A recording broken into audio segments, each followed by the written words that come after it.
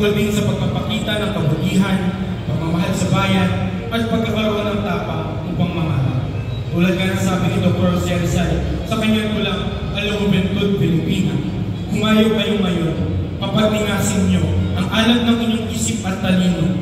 Maganda niyong pangalan ay kalat sa mundo at ipagsigawan ang dangal ng tao.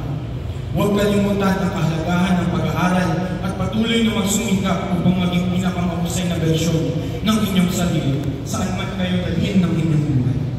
Labis ko kayong pinagmamalaki, Braver. Hindi ito isang paalam.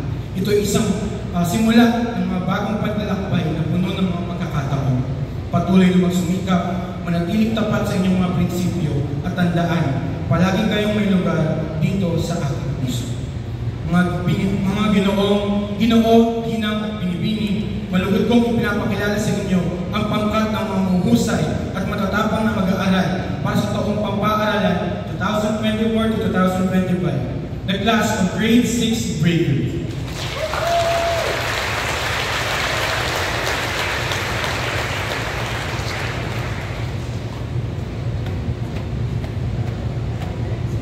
May I call out the advisor of Grade 6 Fortitude, Mr.